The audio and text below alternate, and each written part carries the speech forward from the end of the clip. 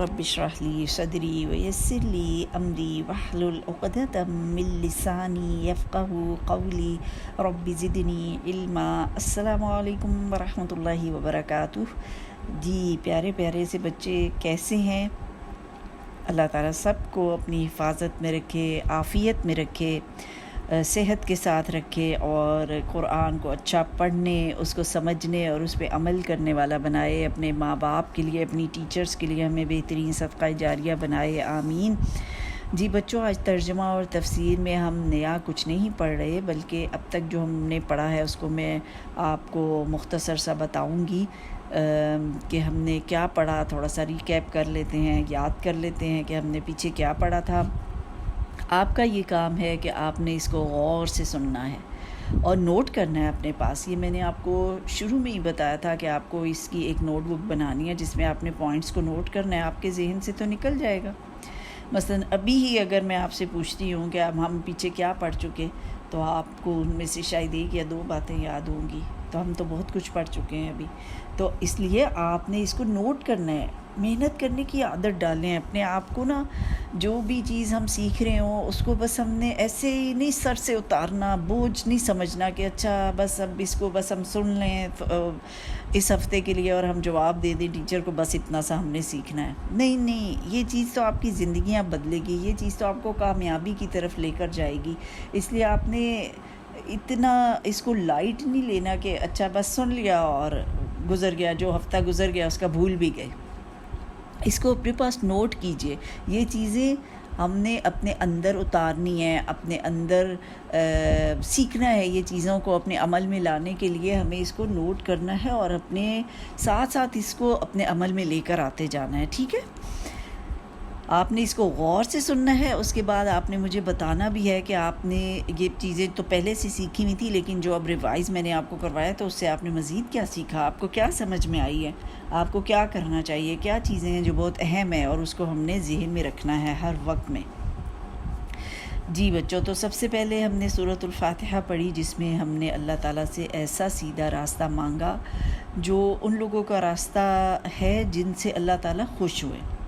تو ہم اللہ تعالیٰ سے پوچھتے ہیں، سورۃ الفاتحہ میں ہم درخواست کرتے کہ اللہ تعالیٰ ان لوگوں نے ایسے کیا کام کیے وہ ہمیں بھی بتائیے کہ جن سے آپ خوش اور راضی ہوئے، تاکہ ہم بھی وہ کام کر سکیں، ہم بھی آپ کو خوش کر سکیں۔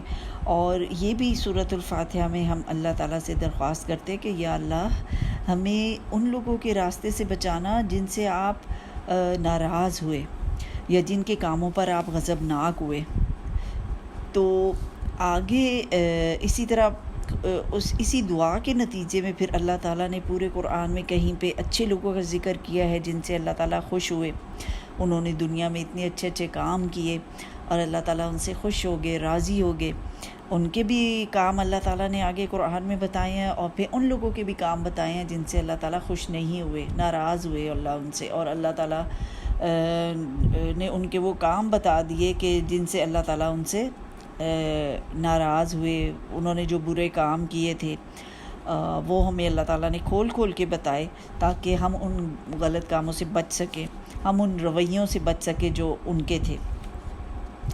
تو اللہ تعالیٰ نے آگے فرمایا سورۃ البقرہ میں کہ اگر آپ لوگ کامیاب ہونا چاہتے ہو تو اس کے لیے اس قرآن کو سمجھو، اس کو سیکھو۔ اس میں کامیاب ہونے کے تمام طریقے اللہ تعالیٰ نے بتا دیے ہیں، اس کو سمجھو، اس سے ہدایت لو، اور ہر وقت میں یہ احساس رکھو کہ اللہ تعالیٰ تمہیں دیکھ رہا ہے۔ چاہے تم چھپ کر کوئی کام کرو گے تب بھی اللہ تعالیٰ تمہیں دیکھ رہا ہے، اور اگر سب کے سامنے کوئی کام کرو گے تو تب بھی اللہ تعالیٰ تمہیں دیکھ رہا ہے۔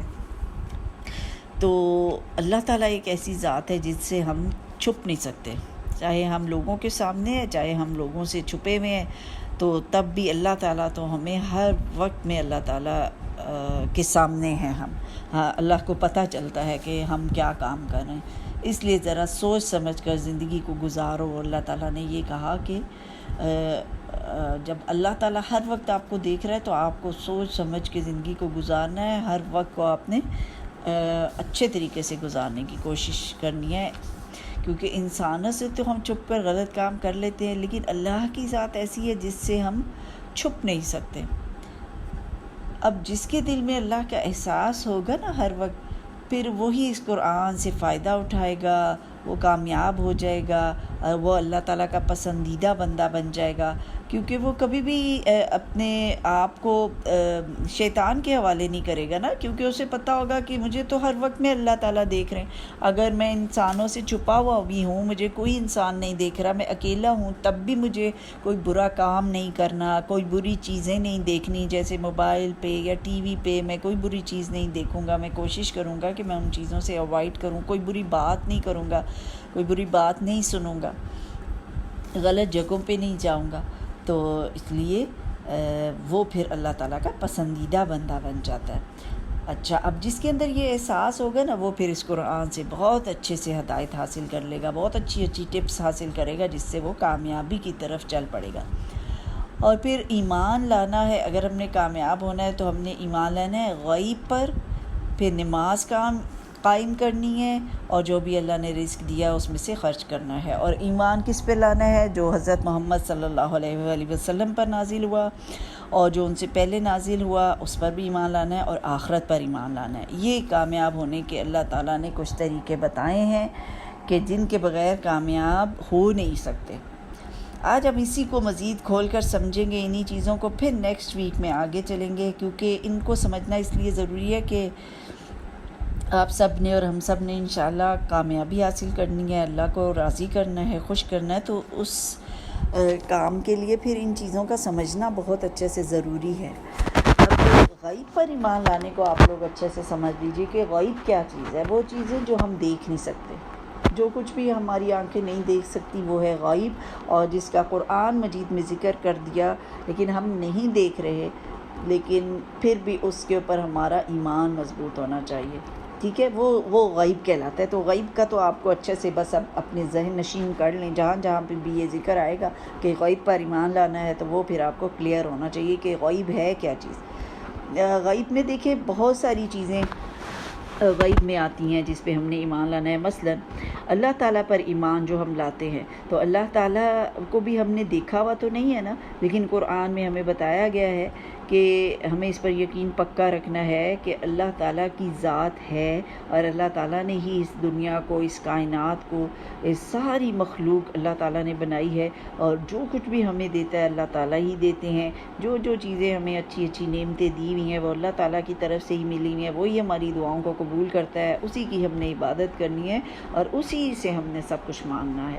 تو اللہ تعالیٰ کی ذات بھی غیب میں آ جاتی ہے۔ پھر اسی طرح فرشتے ہیں، فرشتوں کو بھی ہم نہیں دیکھ سکتے، وہ بھی غیب میں آتے ہیں، ان پر ایمان لانا بھی ضروری ہے۔ اسی طرح جنت ہے، جہنم ہے، یہ سب چیزیں ایسی ہیں کہ جو غیب میں شامل ہوتی ہیں، اور ہمیں چونکہ قرآن مجید میں اللہ تعالیٰ نے ان کے بارے میں بتا دیا، تو ہمارا اس پہ ایمان مضبوط ہونا چاہیے، پکا ہونا چاہیے۔ پھر نماز قائم کرنا۔ اب نماز قائم کرنا تو ہم سنتے رہتے ہیں، جی نماز قائم کریں، نماز قائم کریں۔ کیا ہے نماز قائم کرنا؟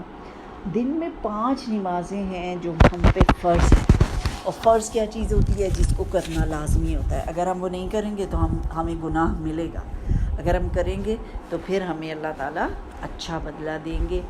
تو 5 نمازیں ہیں، اور پانچوں کی پانچوں ہی ہمیں پڑھنی ہوتی ہے۔ ہم اپنی مرضی سے یہ نہیں کہہ سکتے کہ میں 4 نمازیں پڑھ لوں گی، بس میرے لیے 3 آسان، میں 3 پڑھ لوں، بس 2 چھوڑ دوں گی، ایسا نہیں ہے۔ ہم نے 5 نمازیں اول وقت میں جب پہلی اذان ہو جائے تو بس اب ہمیں نماز پڑھنے کی تیاری میں لگ جانا ہے۔ ایسا نہیں ہو کہ اذان ہوگی، ہم بیٹھے ہیں، ہم اپنا اسکول کا کام کر رہے ہیں، یا ہم ٹی وی دیکھ رہے ہیں، یا ہم کھیل رہے ہیں، یا ہم کچھ بھی اور کر رہے ہیں، تو ہم وہ کرتے رہے ہیں، اور اذان ہو گئی، وہ ٹائم گزرتا جا رہا ہے۔ بعض دفعہ تو پھر ذہن سے نکل جائے گا کہ ہم نے نماز پڑھنی تھی۔ تو ایسا نہیں کرنا، نماز کے ساتھ یہ رویہ نہیں رکھنا۔ آپ نے جو ہی اذان ہوگی آپ نے نماز پڑھنے کی تیاری میں لگ جانا ہے۔ لڑکے جو ہیں وہ مسجد میں جا کر نماز پڑھیں گے، وہ عادت ڈالیں گے، اور لڑکیاں گھر میں نماز پڑھ لیں گی۔ اور مسجد میں نماز پڑھنے سے بعض دفعہ مائیں اس لیے بھیجتے ہوئے ڈرتی ہیں کیونکہ بچے اتنے سمجھدار نہیں ہوتے۔ اگر آپ لوگ اتنے شعور میں ہو جائیں کہ آپ کو پتہ ہو کہ اگر ہمیں نماز کے لیے بھیجا ہے تو ہم نے صرف نماز ہی پڑھنی ہے، ہم نے مسجد ہی جانا ہے اور مسجد سے سیدھا گھر ہی آنا ہے۔ راستے میں کوئی بھی ملتا ہے ہم نے اس کو غور و فکر ان چیزوں کو نہیں کرنا، کسی سے ہم نے فالتو میں بات چیت نہیں کرنی، کسی سے ہم نے یہ نہ ہو کہ اس وقت ہم کھیل کود میں لگ جائیں کہ کوئی ہمیں بچے مل گئے تو ہم ان کے ساتھ کھیلنے کودنے لگ گئے۔ تو ان چیزوں سے بچنے کے لیے ہم اس طرح کرتے ہیں کہ بعض دفعہ مائیں جو ہیں وہ بچوں کو نہیں بھیجتی ہیں۔ تو اگر آپ کو اتنا شعور آ گیا ہے، آپ کو یہ چیز اچھے سے سمجھ میں آ جائے تو انشاءاللہ پھر تو کوئی رکاوٹ نہیں ہے کہ آپ کو مسجد میں بھیجا جائے۔ اور سب سے بہترین نماز لڑکوں کے لیے، مردوں کے لیے وہی ہے جو وہ نماز مسجد میں پڑھیں۔ یہ عادت اپنے آپ کو ڈالنی ہے آپ نے۔ تو اب نماز کے بارے میں تو ایک کلیئر کٹ سا آپ کا ذہن ہونا چاہیے کہ ہم نے نماز تو پڑھنی ہی پڑھنی ہے۔ جو ہی اذان ہوئی ہے اب ہمارا کام ہوگا ہم نماز پڑھیں، اس کے بعد ہم اپنا جو بھی کام کر رہے ہوں گے وہ دوبارہ سے کر لیں نماز پڑھنے کے بعد۔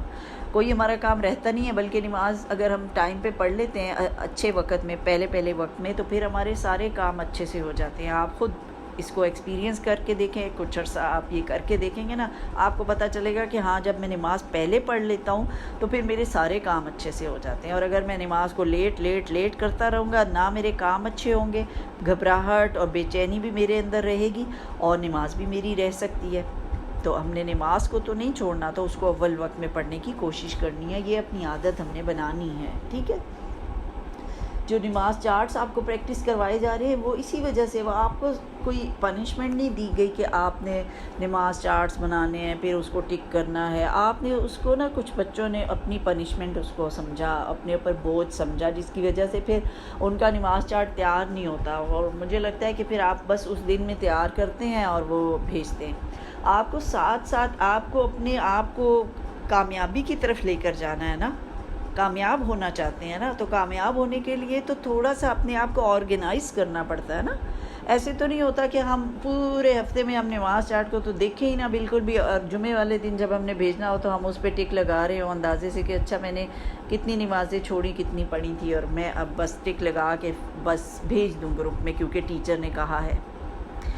آپ کاموں کو بوجھ نہ سمجھیں، یہ تو وہ چیزیں ہیں جو آپ کو کامیابی کی طرف، جو آپ کو کامیاب انسان بنائیں گی اس دنیا میں بھی، اور پھر جو دنیا کے بعد آخرت کی زندگی ہوگی اس میں بھی ہمیں کامیابی دیں گی یہ چیزیں۔ تو ہم اس کو بوجھ سمجھیں گے تو پھر تو ہم کامیاب کیسے ہوں گے ہم؟ آپ نے اس کو بوجھ نہیں سمجھنا، ٹھیک ہے۔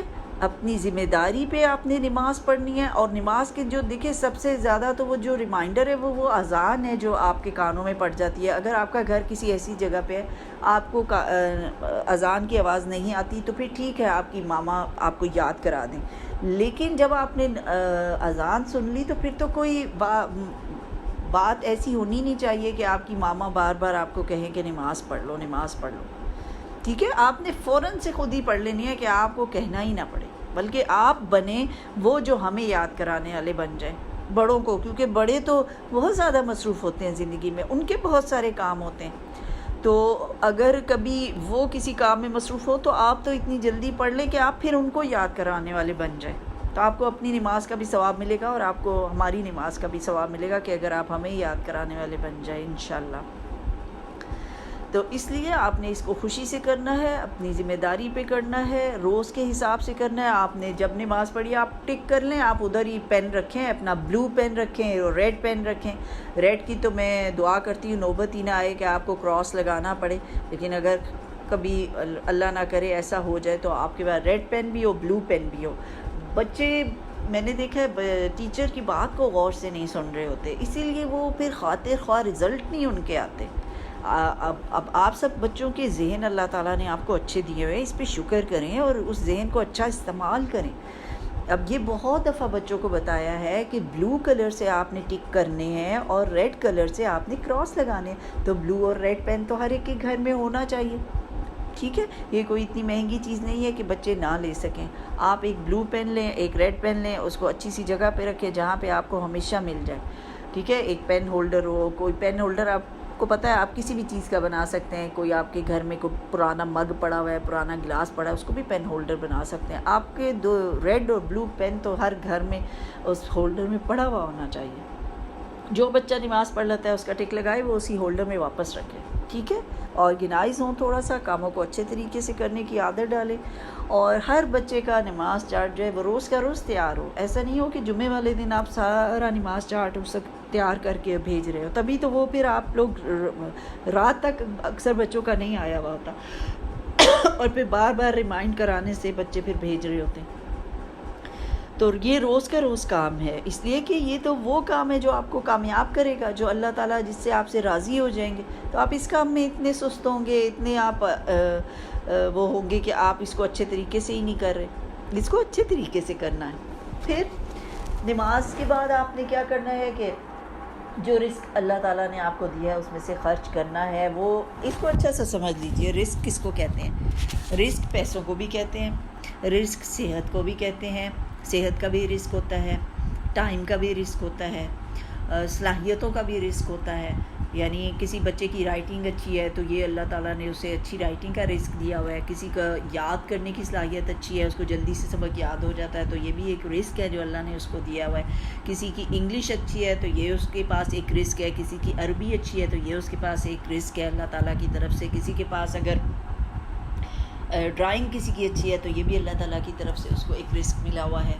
ٹھیک ہے، کسی کے پاس ٹائم جب زیادہ ہوتا ہے تو وہ ٹائم اللہ تعالیٰ کی طرف سے رزق ہے. صحت اچھی ہے تو وہ صحت بھی اللہ کی طرف سے آپ کو ایک رزق ملا ہوا ہے. تو آپ نے جو بھی رزق اللہ نے آپ کو دیا ہوا ہے نا، اس میں سے آپ نے خرچ کرنا ہے. آپ کے پاس اگر پیسے ہیں، جیسے ابھی عید گزری ہے، بچوں کے پاس پیسے اکٹھے ہوئے ہیں نا عیدی کے، تو یہ ان کے پاس پیسے آ گئے. اب اس میں سے انہوں نے تھوڑا سا تو اپنے اوپر خرچ کریں گے اور تھوڑا سا کچھ ضرورت مندوں کو بھی دیں گے. کبھی اگر ماما بابا کو ضرورت ہوگی تو ان کو بھی دے دیں گے، اور کبھی کوئی اور ضرورت مند لوگ ہوتے ہیں تو ان کو بھی وہ دے سکتے ہیں اس میں سے. ٹھیک ہے، یہ بھی ان کے پاس ایک رزق ہے. اور باقی جس کے پاس ٹائم ہوگا، جب آپ کے پاس ٹائم ہو تو وہ آپ کے پاس ایک رزق ہے. اس ٹائم میں سے آپ اپنے ماں باپ کو ٹائم دیں، آپ اپنے بہن بھائیوں کو دیں، آپ اپنے فرینڈس کو دیں، آپ اپنے کزنس کو دیں، آپ اپنے رشتہ داروں کو دیں. ٹھیک ہے، اچھی بات، اچھا ٹائم ان کے ساتھ گزاریں، ان کی ہیلپ کریں. صحت ہے آپ کے پاس، ٹائم ہے، تو آپ ان کی ہیلپ کریں نا. ان کے کاموں میں اپنے کام بھی خود کریں اور ان کے کاموں میں بھی ان کی ہیلپ کرائیں. تو یہ سب ہے رزق. تو جب رزق آپ کو جو بھی رزق ملا ہوگا اس میں سے آپ نے خرچ کرنا ہے. یہ مثالیں ہیں جو میں نے آپ کو دی تھیں، تو آپ اس طرح سے اپنے رزق میں سے خرچ کر سکتے ہیں. اور پھر آپ نے ایمان لانا ہے اس پہ جو حضرت محمد صلی اللہ علیہ وآلہ وسلم پر نازل ہوا، اور پھر جو ان سے پہلے نازل ہوا. وہ جیسے جیسے آپ کو چیزیں یا انشاءاللہ آگے پتہ چلتی جائیں گی تو اس کی بھی آپ کو سمجھ میں آ جائے گی. اور آخرت پہ یقین پکا ہونا چاہیے. آخرت کیا ہے کہ جیسے ہماری زندگی ہے، ہم سب انسان زندگی میں اس دنیا میں آتے ہیں اور پھر اس دنیا سے چلے بھی جانا ہے. ہم سب کو جانا ہے، چاہے کوئی چھوٹا ہے، بڑا ہے، بوڑھا ہے، جوان ہے. ہم سب کی جب زندگی ختم ہو جاتی ہے تو ایک وقت پہ ختم ہو جائے گی اور پھر اگلی زندگی شروع ہوگی. تو وہاں پہ پھر ہمیں جو کچھ بھی ہم نے زندگی میں کام کیے ہوں گے اس کا بدلہ اللہ تعالیٰ دیں گے. اگر اچھے کام کیے ہوں گے تو اچھے کام کا تو اچھا بدلہ ملے گا انشاءاللہ، اور اگر برے کام کیے ہوں گے تو اس کا بدلہ پھر برا ہوگا. تو اس لیے آخرت پر یقین کہ وہ دن ضرور آئے گا کہ جس میں ہمارے ہر کام کے اوپر حساب کتاب ہوگا. تو اس لیے اس پہ ایمان لانا بھی ضروری ہے، اور اس پہ ایمان لانے سے ہمارے بہت سارے کام اچھے ہونا شروع ہو جاتے ہیں.